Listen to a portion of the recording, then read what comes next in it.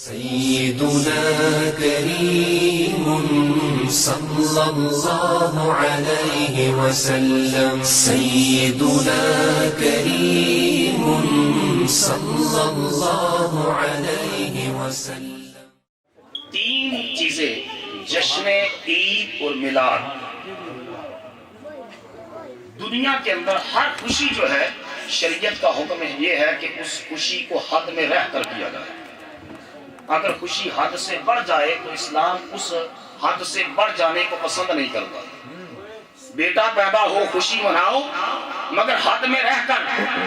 امتحان میں کامیابی ملے خوشی مناؤ لیکن حد میں رہ کر. کوئی عہدہ اور اقتدار ملے تو خوشی مناؤ لیکن حد میں رہ کر, کیونکہ حد سے بڑھ کر خوشی کرنا. ان اللہ لا یحب الفارحین, قرآن کہتا ہے اللہ حد سے بڑھ کر خوشی منانے والوں کو پسند نہیں کرتا. مگر اس جرنل اصول سے ایک ایکسپشنل رول کریٹ کرتے ہوئے, استثناء کا اصول دیتے ہوئے سورہ یونس کی 11واں پارہ آیت نمبر جو ہے وہ 58 کے اندر فرمایا قل بفضل اللہ وبرحمتہ فبذلک فلیفرحوا. اے میرے محبوب ان کو فرما دو جب تم پر اللہ کا فضل ہو اور اللہ کی رحمت ہو. اور اللہ کا فضل اور رحمت کیا ہے؟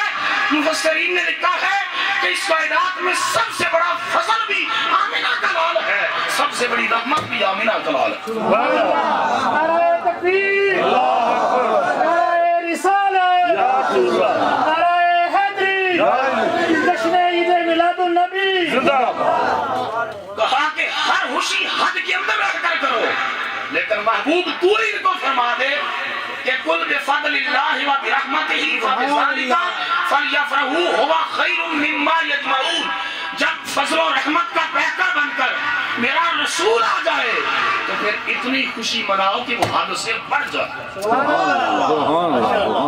اگر وہ خوشی بھی صرف حد میں رہے تو بیٹے کی سالگرہ اور محمد کے میلاد میں کیا فرق ہوا؟ وہ بھی آپ نے کیک کاٹا, دوستوں کو بلایا, دعوت کی, اور یہ بھی فرمایا ہر خوشی حد میں رہ کر. فرحت کا لفظ عربی زبان میں اس چیز کے لیے بولا جاتا ہے حد سے بڑھ کر خوشی کرنا, اور یہی جشن ہے.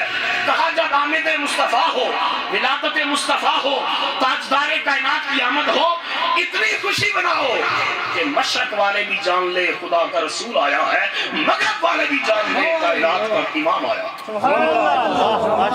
بلکہ کائنات کا ذرہ ذرہ جھوم کر کہے کہ کون آیا جدی آیا بہارا مسکرا گئیاں, کہ کون آیا جدی آیا بہارا مسکرا گئیاں, کھڑے نے پھول تے کلیاں ہزاراں مسکرا گئیاں. ولادت ہوندیاں سونے سجدے وچ سر رکھیا, ولادت ہوندیاں سونے سجدے وچ سر رکھیا. گناہگاراں نوں چین آیا خطاواں مسکرا گئیاں. سیدی مرشدی یا نبی یا نبی, سیدی مرشدی یا نبی یا نبی, غلام ہے رسول کے غلام ہیں, غلامی رسول میں موت بھی قبول ہے, جو ہو نہ عشق مصطفیٰ زندگی فضول ہے.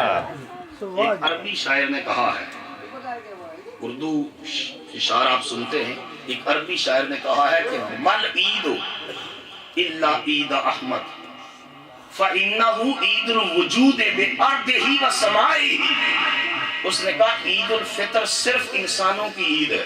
بولو صرف انسانوں کی عید ہے, پیچھے سے بولو صرف انسانوں کی عید ہے. عید الاضحیٰ صرف انسانوں کی عید ہے, فرشتوں کی عید نہیں ہے, وہ جنوں کی عید نہیں ہے, وہ نباتات و جمادات کی عید نہیں ہے, صرف انسانوں کی عید ہے. اور انسانوں میں سے بھی عیسائیوں کی عید نہیں ہے, یہودیوں کی عید نہیں ہے, صرف مسلمانوں کی عید ہے. وہ عرب شاعر کہتا ہے کہ مل عید الا عید احمد فإنه عید الوجود بأرضہ وسمائہ. جو مصطفیٰ کی میلاد عید میلاد ہے, یہ زمین والوں کی بھی عید ہے, آسمان والوں کی. انسان بھی خوشیاں مناتے ہیں کہ ہمارے رسول آئے, جن بھی کہتے ہیں ہمارے بھی تو رسول ہیں. انسان بھی کہتے ہیں کہ ہمارے رسول آئے, آسمان کے ملائکہ بھی کہتے ہیں کہ تمہارے رسول ہیں تو ہمارے بھی تو رسول ہیں.